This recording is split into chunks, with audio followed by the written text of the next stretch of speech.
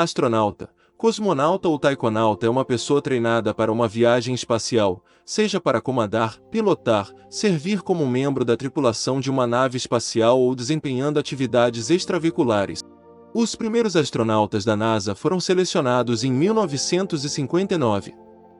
No início do programa espacial americano, os pré-requisitos para uma pessoa tornar-se astronauta da NASA eram ter formação em engenharia e pilotagem de aviões militares a jato, embora nem John Glenn e nem Scott Carpenter, ambos do Mercury 7, tivessem qualquer grau universitário de engenharia ou de qualquer outra disciplina na altura da seleção.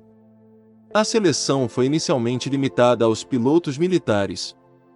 Os primeiros astronautas, da América e da Rússia, tendiam a ser pilotos de aeronaves, e foram muitas vezes pilotos de testes. Uma vez selecionados, os astronautas da NASA passam por um treinamento de 20 meses numa variedade de áreas, incluindo testes de atividade extraveicular numa instalação como a Neutral Buoyancy Laboratory da própria NASA.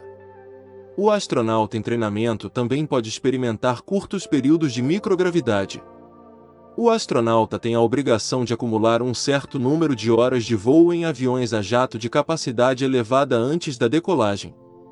Isto é feito principalmente em veículos como o T-38 Talon fora de Erington Field, devido à sua proximidade com o Lyndon B. Johnson Space Center. A maioria dos voos das aeronaves faz-se fora da Edwards Air Force Base.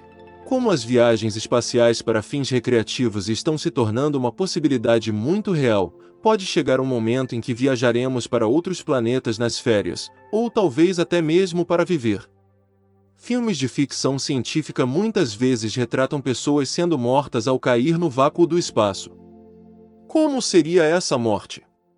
Ou, isso significa que precisamos começar a pensar sobre como será viver no espaço, e o que acontecerá quando alguém morrer ali? Após a morte aqui na Terra, o corpo humano passa por vários estágios de decomposição. Estes foram descritos já em 1247 em um livro escrito pelo médico chinês Song Si, essencialmente o primeiro manual de ciência forense. Então, o que dizer da morte fora da Terra? No quase vácuo do espaço, a morte muito provavelmente ocorreria dentro de poucos minutos, mas a pessoa perderia a consciência em cerca de 15 segundos, já diferente de outros planetas certamente afetaria o estágio de livor mortis. E a falta de gravidade no espaço impediria o sangue de se acumular e formar as manchas típicas do estágio. Dentro de um traje espacial, o rigor mortis ainda ocorreria, pois é o resultado da cessação das funções corporais. E as bactérias do intestino ainda devorariam os tecidos moles. Mas essas bactérias precisam de oxigênio para funcionar adequadamente, portanto, o fornecimento limitado de ar retardaria significativamente o processo. Micróbios do solo também ajudam na decomposição e, portanto, qualquer ambiente planetário que iniba a ação microbiana, como a secura extrema, aumenta as chances de preservação dos tecidos moles. A decomposição em condições tão diferentes do ambiente da Terra levaria fatores externos a influenciar estruturas como o esqueleto de formas bem mais complexas. Quando estamos vivos, o osso é um material vivo que contém tanto materiais orgânicos, como vasos sanguíneos e colágeno, quanto materiais inorgânicos em uma estrutura cristalina. Normalmente, o componente orgânico se decompõe, portanto, os esqueletos que vemos nos museus são, em sua maioria, remanescentes inorgânicos. Mas em solos muito ácidos, que podemos encontrar em outros planetas, pode ocorrer o inverso: o componente inorgânico desaparece, deixando apenas os tecidos moles.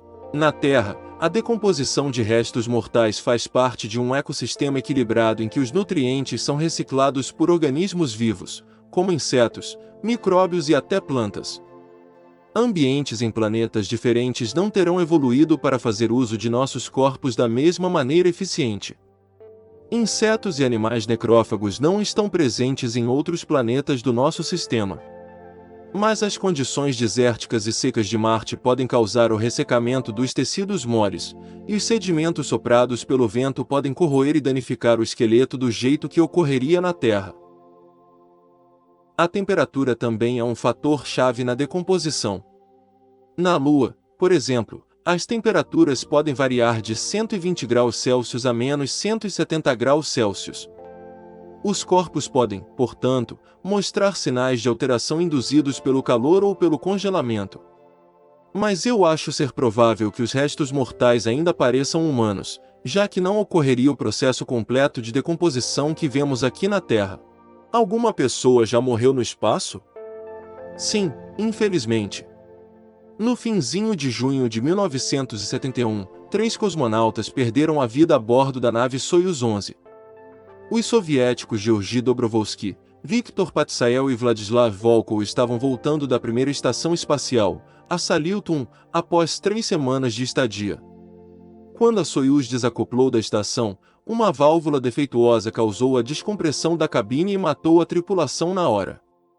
Como já estavam em missão de retorno, a nave voltou para a Terra e caiu no Cazaquistão. O local em que os corpos foram resgatados abriga um memorial em homenagem ao trio. Tecnicamente, a morte desses cosmonautas foram as únicas ocorridas no espaço, levando em consideração a linha de Kármán, 100 km acima do nível do mar. Para a NASA, o espaço começa a 80 km de altitude.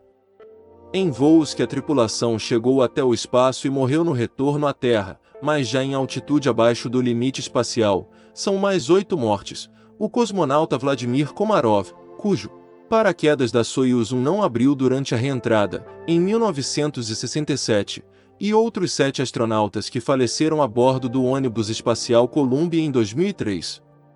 Contabilizando os voos que não chegaram até o espaço, são mais 8 astronautas mortos, incluindo os 7 tripulantes do ônibus espacial Challenger, que explodiu 73 segundos depois do lançamento, em 1986.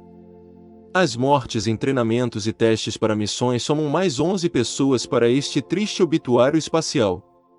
Ou seja, entre astronautas e cosmonautas, que chegaram até o espaço ou não, 30 pessoas morreram em missões espaciais ou na preparação para elas. E para finalizar esse triste cálculo, considerando gente que não era astronauta nem cosmonauta mas que foi morta por acidentes relacionados à exploração espacial, são pelo menos mais 241 mortes, há estimativas de que sejam mais de 330. Isso pela contagem oficial, subnotificação é coisa antiga. No fim das contas, centenas de indivíduos deram a vida em nome do sonho de conhecermos o que há além do nosso planeta. Se apenas um astronauta morre durante uma missão? Quais seriam os procedimentos tomados em relação ao corpo?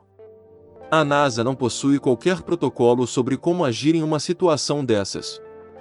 Em entrevista ao Popular Science, a NASA revelou que não prepara plano de contingência para todos os riscos remotos.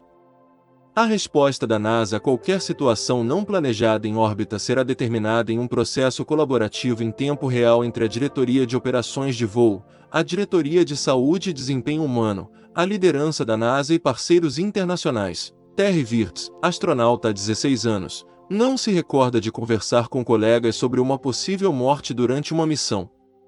Ele disse em entrevista que fez um treinamento médico e tem condições de salvar pessoas em alguns casos, mas não foi preparado para lidar com um cadáver.